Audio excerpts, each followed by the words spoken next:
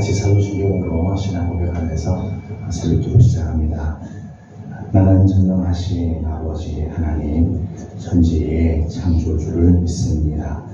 나는 그의 유일하신 아들 우리 주 예수 그리스도를 믿습니다. 그는 성령으로 잉태되어 동정녀 마리아에게서 나시고 본디오 빌라도에게 고난을 받아 십자가에 못 박혀 죽으시고 장사된 지 사흘 만에 죽은 자 가운데서 다시 살아나셨으며 하늘에 오르시어 전능하신 아버지 하나님 우편에 앉아 계시다가 거기로부터 살아있는 자와 죽은 자를 심판하러 오십니다. 나는 성령을 믿으며 거룩한 공교회와 성도의 교제와 죄를 용서받는 것과 몸의 부활과 영생을 믿습니다. 아멘. 찬송가 420장 부르겠습니다. 찬송가 420장입니다. 너 성결케 위해 늘 기도하며 너 주 안에 있어 늘 성경 보고 온 형제들 함께 늘 사귀면서 일하기 전마다 너 기도하라.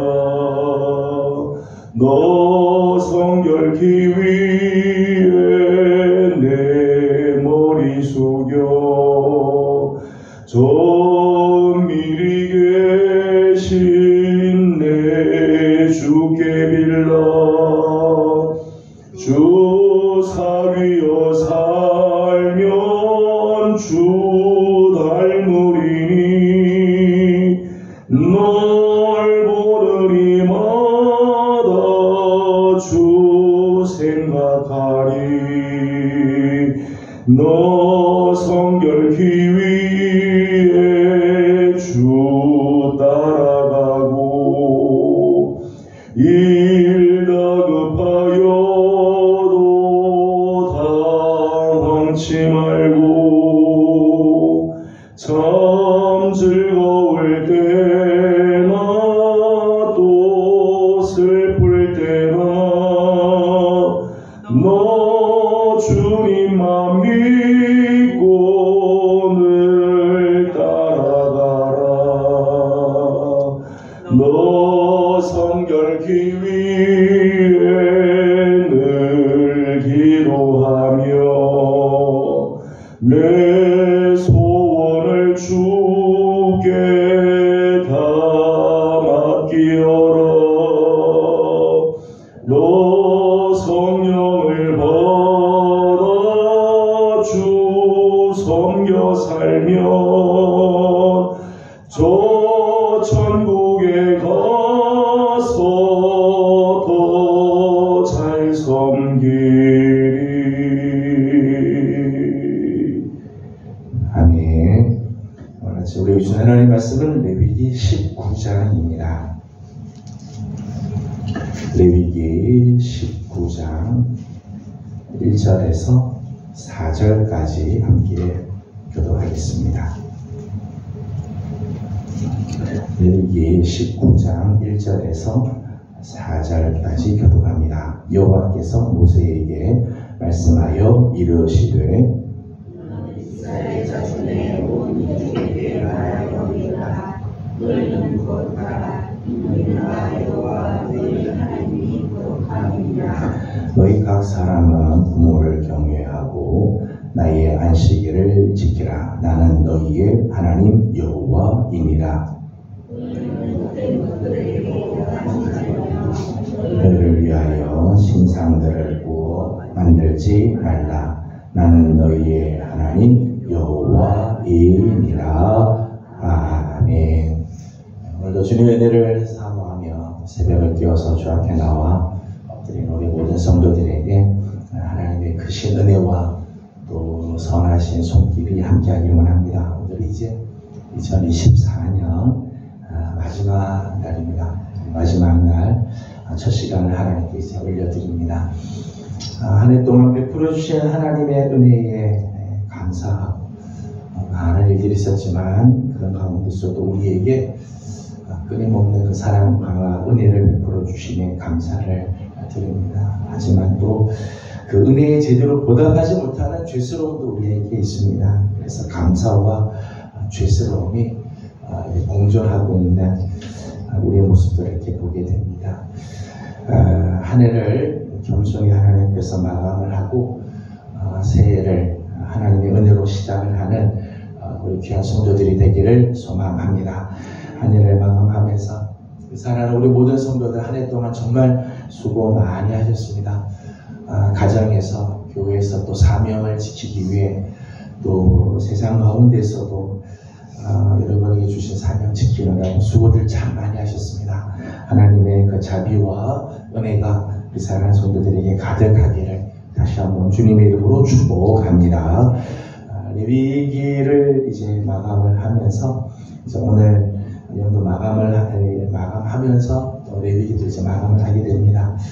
레위기에 대한 말씀 어제 잠깐 요약을 해서 말씀을 드렸습니다. 레위기는 율법 안에 담긴 복음이라고 말할 만큼 딱딱한 가운데서도 오히려 복음의 내용이 그 안에 많이 담겨져 있다고 말씀을 드렸고 또 거룩한 백성으로 살기 위한 삶의 가이드북, 우리 그리스도인들이 이 땅을 살아갈 때 거룩한 백성으로 살기 위한 가이드북이라고 말씀을 드렸습니다. 이런 의미에서 레위기는 참 우리에게 중요한 책이라고 말씀을 드렸습니다. 특별히 17장에서 마지막 27장까지는 거룩한 백성들이 살아야 할 모습들, 어떻게 살아야 하는지에 대해서 말씀을 많이 하고 있는데, 특별히 이제 오늘 우리 함께 읽은 본문 2절 말씀을 보게 되면 이렇게 말씀을 합니다. 2절 말씀을 같이 읽어보도록 하겠습니다. 너는 이스라엘 자손의 온 회중에게 말하여 이르라. 너희는 거룩하라. 이는 나 여호와 너희 하나님이 거룩함이니라. 아멘. 2절 말씀 보면 레위기의 주제라고 말할 수 있죠. 너희는 거룩하라. 너희는 거룩하라. 거룩을 요구하시는 하나님 앞에 거룩한 삶을 살아야 할 것을 말합니다. 거룩이라고 하는 말을 히브리어로는 카도시라고 합니다. 카도시라고 하는 말의 원래 뜻은 구별한다 또는 분리한다 이런 뜻이죠. 구별한다, 분리한다. 모든 죄악된 것과 부정한 것으로부터 자신을 구별하고 그런 것들로부터 분리되어 있는 상태, 이것을 거룩이라고 합니다. 뒤섞여 있고 짬뽕같이 되어 있는 게 아니라 거룩의 죄악된 것들 그리고 부정한 것들로부터 그것을 분리시키고 구별해서 있는 모습, 그것을 이제 거룩이라고 합니다.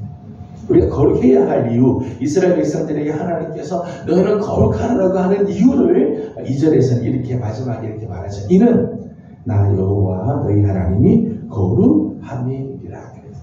하나님이 거룩하시기 때문에 그 하나님과 만나고 교제하고 하나님으로부터 은혜와 사랑과 복을 받기를 정말 원한다면, 그리고 나를 통해 하나님의 뜻이 이루어지기를 원한다면 우리도 거룩해야 한다는 거죠. 그래, 거룩하지 않고는 하나님을 만날 수가 없고 하나님과 교제할 수도 없으며 하나님의 말씀을 들을 수도 없고 쓰임 받을 수가 없죠. 우리 하나님이 거룩하시기 때문에 우리도 거룩해야 한다는 거예요. 특별히 3절과 4절 말씀을 보게 되면 하나님이 거룩하신데 왜 우리가 거룩해야 하는가에 대한 이야기를 좀 더 해주시겠죠. 3절 말씀만 읽어보도록 하겠습니다. 3절입니다. 시작. 너희 각 사람은 부모를 경외하고 나의 안식일을 지키라. 나는 너희의 하나님 여호와이니라. 아멘. 거룩한 모습을 소개하면서 부모를 공경하는 것, 부모를 경외하고 또 나의 안식일을 지키는 것, 이런 것들이 이제 거룩한 삶의 모습인데, 이렇게 살아야 할 이유를 이야기를 하죠. 나는 너희 하나님 여호와이니라. 하나님이 거룩하시기 때문에 우리도 거룩해야 되는데, 왜 그래야 되느냐? 오늘 말씀은 나는 너희 하나님 여호와이기 때문이다, 그렇게 말씀을 했어요. 여호와라고 하는 이 이름은, 여호와라고 하는 이름은 성경을 보게 되면 하나님이라고도 우리에게 소개가 되어 있고 여호와라고도 소개가 되어 있는데, 여호와라고 할 때는 무엇이 강조가 되는가 하면 맹세하신 언약을 지키시는 분을 강조할 때 여호와 많이 나타납니다. 또 구원을 해주시는, 애굽에서 이스라엘을 건져주시는 하나님, 그 하나님을 여호와라 그렇게 얘기해요. 여호와. 광야의 길을 지나갈 때 그 광야의 길을 선한 길로 인도하시고 거기서부터 저들을 구해 주신 하나님을 여호와라고 그렇게 해요. 여호와라고 하는 이름이 강조가 될 때는 신실하신 하나님, 언약을 지키시는 신실하신 하나님, 우리를 구원해 주시는 하나님, 우리를 인도하시는 하나님, 이 하나님이 강조가 될 때 여호와라고 하는 이름이 나오죠. 그러니까 하나님께서 지금 3절 마지막에도 그렇고 4절에서도 그렇게 하고, 이 레위기 19장 전체를 보게 되면 이런 말들이 굉장히 많이 나와요. 이런 7번 이상 이렇게 나와요. 나는 너희 하나님 여호와다. 나는 너희 하나님 여호와다. 뭘 강조하는 거지 하면 이스라엘은 구원받은 민족임을 강조하는 거죠. 너희는 애굽에서 내가 건져냈다. 내가 그런 하나님이다. 이걸 강조하는 거죠. 그러니까 이스라엘 백성들에게 하나님께서 강조하시는 것은 나는 너희들을 애굽에서 건져내고 너희는 애굽에서 건짐을 받은 민족이다. 더 이상 애굽을 쫓지 마라. 더 이상 애굽에 속한 사람들이 아니다. 애굽과는 구별된 삶을 살아야 한다. 내가 너희를 건져내지 않았느냐. 이걸 강조하는 거죠. 또 이스라엘은 하나님 앞에 신실하게 서야 할 것을 강조하는 거예요. 하나님 당신이 신실하십니다. 언약에 신실하시고 언약한 바를 지키시는 하나님이기 때문에 하나님께서 이스라엘 백성들에게 나는 너희 하나님 여호와다 라고 말씀하시는 것은 너희도 역시 나와 언약을 신실하게 지키라. 하나님과 언약 관계를 온전하게 하라는 말씀이죠. 그렇게 거룩을 요구하고 계시다는 거예요. 레위기 전체를 보게 되면 이 거룩이라고 하는 부분들이 여러 차원에서 거룩을 이야기를 해요. 하나는 종교적인 차원, 영적인 차원에서의 거룩함이죠. 우리가 이제 보통 거룩함 하면 하나님 앞에서 참 구별된 모습 이야기할 때 거룩이라고 하잖아요. 종교적 또는 영적인 차원에서의 거룩함이에요. 십계명의 말씀에 근거해서 말씀대로 살아가는 것, 제사의 규례를 지켜서 하나님의 뜻을 쫓아 하나님 앞에 우리 죄를 씻고 하나님 앞에 바로 서는 것, 이런 것들이 이제 종교적인 차원에서의 거룩함이라고 말할 수 있죠. 근데 레위기에서는 이렇게 영적인 거룩함만을 말하지 않아요. 하나의 차원은 도덕적 거룩함을 우리에게 요구하고 있죠. 이웃과의 관계에서도 거룩해야 된다. 하나님의 구원을 받은 자, 하나님의 언약 관계 속에 있는 이스라엘은 이웃과의 관계에서도 거룩한 삶을 살아야 된다.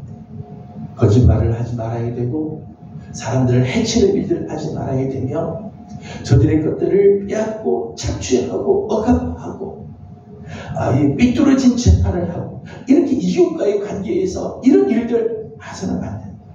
음행을 저지르거나 신접한 자나 박수를 멀리하는 일들을 해야 한다.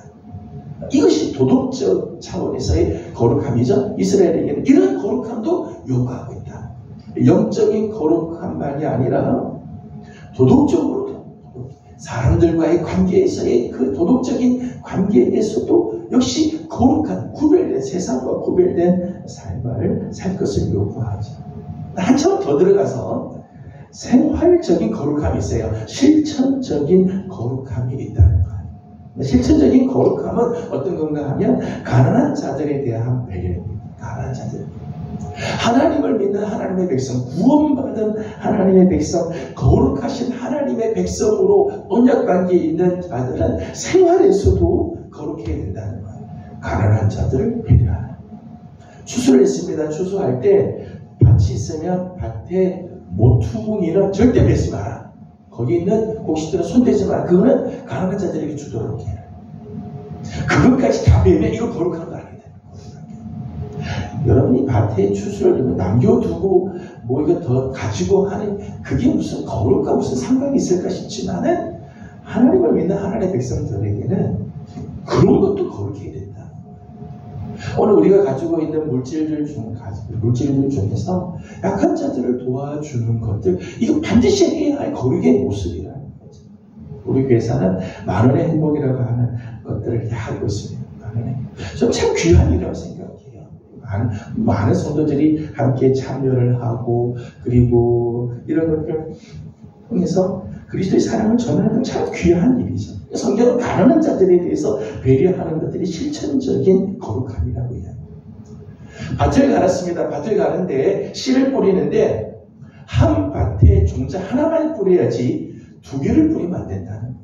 여러분, 종자를 하나 뿌리든 2개 뿌리든 그게 무슨 도덕적으로나 영적으로 무슨 거룩한가 무슨 상관이 있겠어요? 그런데 하나는 그렇게 하지 말라는 거예요. 왜냐하면 2개를 썩는 것, 이 뒤섞여 있는 것, 이건 거룩의 모습이 아니라는 거죠. 우리 생활에서조차도 이렇게 거룩을 지켜가라는 거예요.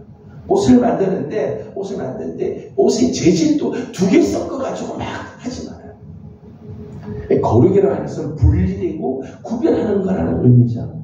우리 실질적인 삶에서도 거룩을 지키도록 하나님께서 요구하죠. 공평한 경제활동, 백박을 쓰거나 추를 달거나 자를 재갈 때 이게 공평해야지. 이게 내 마음대로 늘렸다 줄였다 이렇게 하면은 공평하지 못하지. 이 거룩한 모습 아니라는 거예요. 하나님이 택하시고 구원해 주시고 하나님과 언약관계에 있는 하나님의 백성은 영적으로도 거룩해야 되지만 일반적인 관계에서도 도덕적인 거룩함을 지켜야 되고, 한 걸음 더 나아가서 실천적으로 우리 생활에서도 거룩의 모습을 지켜가는 삶을 살아야 한다는 거예요. 너희는 거룩하라, 그렇게 말씀을 했습니다. 2절 말씀을 다시 한번 읽어보도록 합니다. 2절입니다. 시작. 너는 이스라엘 자손의 온 회중에게 말하여 이르라. 하나님이 거룩함이니라. 아멘. 너희는 거룩하라, 이렇게 말씀을 하시면서 레위기 17장에서 27장까지 전체적으로 보게 되면 이 거룩한 모습을 크게 3가지로 이제 분류를 할 수 있을 것 같아요. 3가지로. 첫 번째는 소극적인 자세죠. 거룩하기 위한 소극적인 자세가 있어요. 소극적인 자세. 18장 3절을 같이 읽어보겠습니다. 18장 3절을 같이 봅니다. 시작.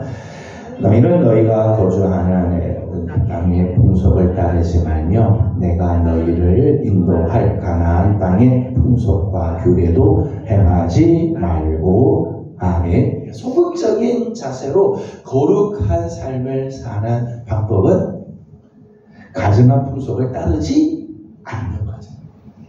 세상의 풍속을 따르지 않는 것.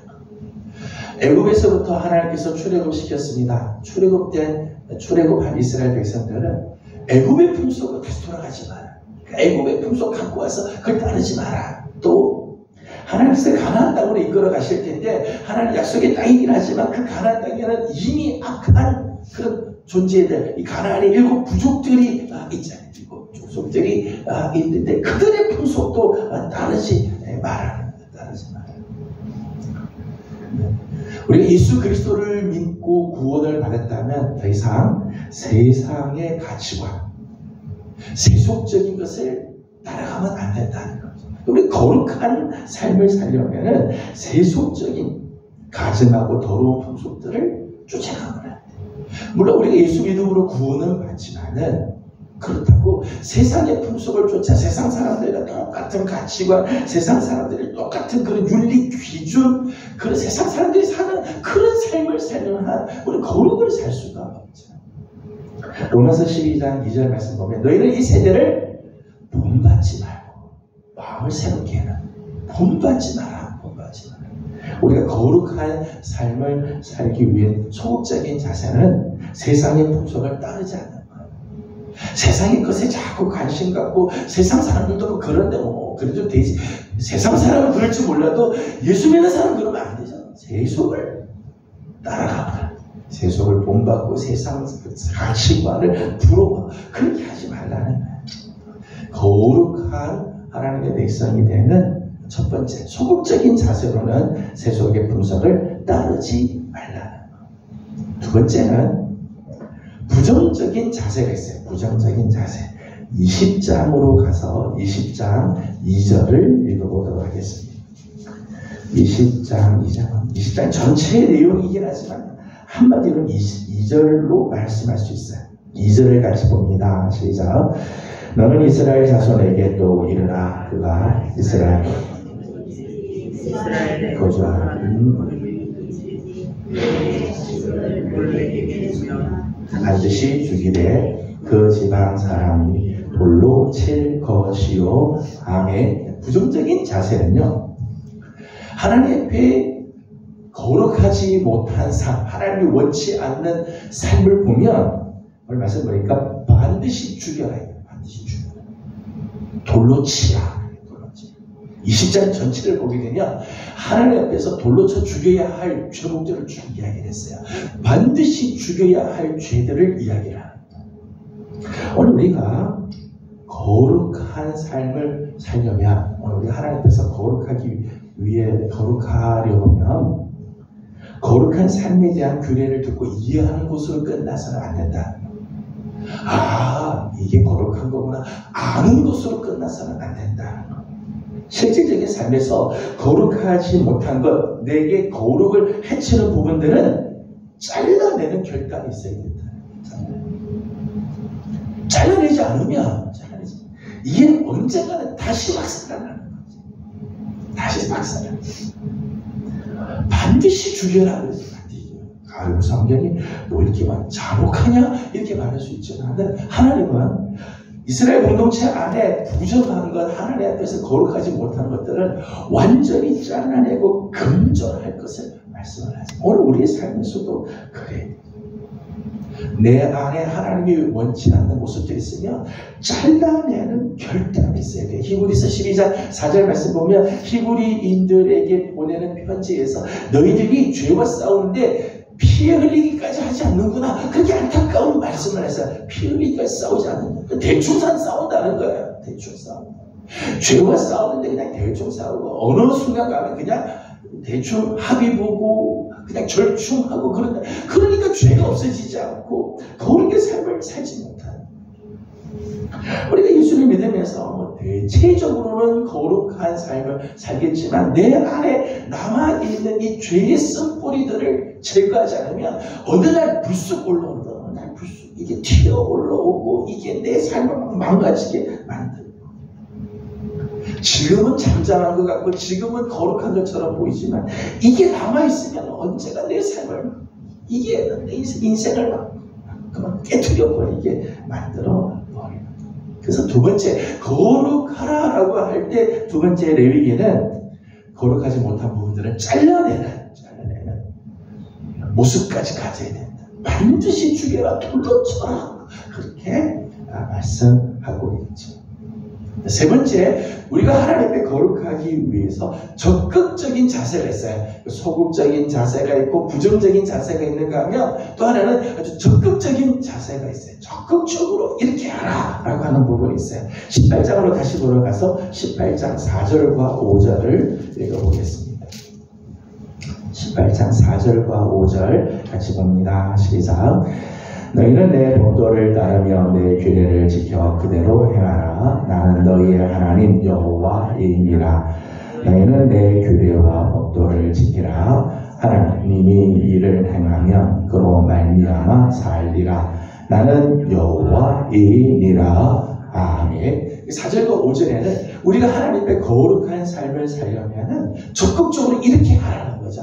소극적으로 세상을 본받지 않는 것, 부정적으로 내 안에 있는 죄된 부분들을 잘라내는 것, 이것도 거룩한 삶의 참 중요한 부분이지만 우리가 계속해서 거룩한 삶을 살려면 적극적으로는 하나님의 규례와 법도를 지키는 거예요. 말씀대로 살아가는 거예요. 여러분, 우리가 현재 부족하죠. 우리가 연약합니다. 넘어질 때도 있고요. 우리가 실수할 때도 있죠. 그럼에도 불구하고 말씀을 지키려고 애쓸 때, 하나님 말씀을 붙들고 말씀을 지키려고 할 때, 말씀을 내게 채우려고 할 때 점점점 내 안에 부정하고 더러운 것들이 떠나가게 된다. 제가 여러 번 예를 들어서 말씀을 드렸어요. 컵 안에 이렇게 색깔이 있는 물이 있지만 이게 맑게 되는 방법은 깨끗한 물을 계속해서 넣으면 이 안에 있는 이 더러운 것들이 다 빠져나가고 새로운 것들이 채워지게 되죠. 이걸 자꾸 빼내려고 할 것이 아니라 깨끗한 것을 채워 넣으면 더러운 것들은 빠져나가게 되어지고, 오늘 우리의 심령이 하나님의 말씀으로 채우고 하나님의 그 은혜로 채우고 하나님과 가까이 하는 삶을 자꾸 채우면 더럽고 부정하고 악한 것들이 점점 멀어지게 되죠. 성도들 중에는 예수를 믿고 나서 갑자기, 예전에는 뭐 술, 담배 했는데 예수 믿고 나서 갑자기 막 담배가 역해지고 술이 몸에 안 가는 그런 경험하신 분들 이야기를 들을 때가 있어요. 예수님 안에 들어오고 말씀이 들어오니까 예전에 좋았던 것들이 막 싫어지는 거죠. 예전에는 그렇게 좋아하고 그렇게 늘 달고 다니던 것들이 이제 막 역겨워지고, 그래서 다시는 가까이 하고 싶지 않고 그렇게 되잖아요. 말씀이 우리 안에 들어가면 더러운 것들이 빠져나가게 된다는 거예요. 이게 반대도 그래요. 자꾸 우리 안에 더러운 것들이 들어오고 죄가 자꾸 가까이 오고 죄를 자꾸 접해지면 우리 안에서 뭐가 사라지기 시작하는가 하면 말씀이 사라지시죠. 말씀이 사라지죠. 하나님 은혜가 자꾸 사라지게 되어야죠. 영적으로도 금목자 먹을 가까이 하면 겁해지는 것처럼 우리 영적으로도 우리 이런 삶을 살아요. 왜냐하면 말씀은 곧 하나님이시기 때문이죠. 말씀과 가까이 하면 하나님의 말씀에 순종하고 부족하지만 그 말씀대로 살려고 애를 쓰고 발버둥을 치게 되면 점점 우리의 삶이 거룩해지게 되는 거죠. 레위기를 마감하면서 레위기를 통해 하나님께서 우리에게 주시는 도장, 하나님께서 우리에게 요구하시는 하나님의 말씀, 너희는 거룩하라. 소극적으로든 부정적인 자세든 한 걸음 더 나아가 적극적인 자세로 우리 하나님 앞에 거룩한 삶을 사는 성도들이 되길 원합니다. 이제 한 해를 마감하고 새해를 시작합니다. 한 해 지나갈 때마다 저는 우리 성도들의 삶이 점점 무뎌지는 인생, 말씀으로부터 멀어지는 인생이 아니라 한 해 하나님께로 더 가까이 가고 하나님 앞에서 더 거룩하고 올해보다 내년 더 하나님 앞에 존귀하게 쓰임을 받는 우리 성도들이 다 되기를 주님의 이름으로 축복합니다. 기도하겠습니다. 거룩하신 하나님 감사합니다. 2024년을 하나님께서 지켜줘 오늘 12월 31일 오늘 마감할 수 있게 하여 주신 것 감사드립니다. 특별히 레위기를 마감하면서 오늘 우리에게 너희는 거룩하라. 나 여호와가 거룩하니 너희도 거룩하라. 우리 하나님께서 말씀해 주셨는데 영적으로도 도덕적으로도 우리 삶에서도 거룩을 지키기 위해 애쓰는 우리들이 되게 하여 주시옵소서. 세상을 본받지 말게 하여 주시고 우리 안에 거룩을 해치는 부분은 잘라내는 결단이 있게 하여 주옵시며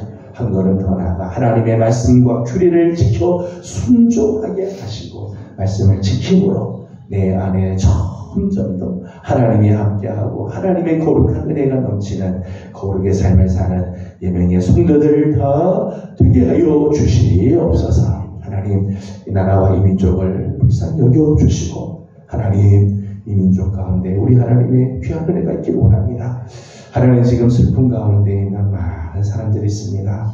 하나님 저들의 마음을 위로해 주시고 하나님의 사랑으로 우리 하나님 덮어주시며 하나님 우리 민족 가운데 하나님 정말 하나님의 위로가 필요합니다. 하나님의 손길이 정말 필요하오니 하나님 민족을 지켜주시고 하나님의 사랑으로 함께하여 주시옵소서. 오늘 아침도 간구하는 우리의 기도를 주님께서 들으시고 응답해 주시기를 원하며 오늘 저녁 한 해를 마감하고 새해를 시작하는 송구 영신 예배에도 하나님 함께하여 주시고 우리 하나님 영광받아 주시기를 원하옵고 예수님의 이름으로 기도드리옵나이다.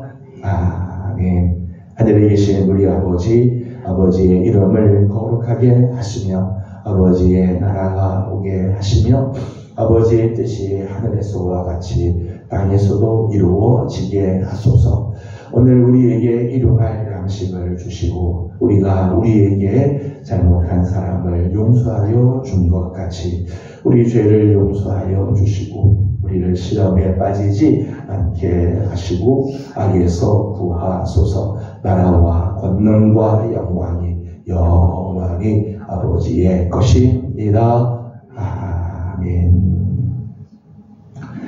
주신 말씀을 기억하면서 우리 계속해서 기도하도록 하겠습니다. 한 해 한 해 지나갈 적마다 거룩의 모습에서 점점 자라가는 우리 삶이 될 수 있도록 우리 하나님께 기도하고 오늘은 나라와 민족을 위해서 기도하는 날입니다. 지난주 무안에서 큰 사고로 인해서 많은 사람들이 생명을 잃고 또 관련된 많은 식구들이 슬픔들에 빠져서 국가적으로는 지금 애도 기간을 정했습니다. 저는 그분들만의 애도가 아니라 지금 한국 전체가 지금 애도해야 될 때라고 생각이 듭니다. 정말 하나님 앞에 엎드려야 되고 하나님 앞에 통회하고 하나님의 손길을 기다려야 할 때라고 생각합니다. 하나님의 민족 가운데 은혜를 주셔서 지금 여기저기 사방에서 사고들과 사건들이 터지고 감당할 수 없는 문제들이 막 생기는데 하나님 민족을 긍휼히 여기시고 치유해 주시도록 우리 함께 기도해 주시기 바랍니다. 이렇게 기도하고 개인적인 기도 제목들 주님께 올려드리고 돌아가도록 합니다. 기도드리겠습니다. 걸어가시고 자리하시고 하나님 사랑을 감사드립니다.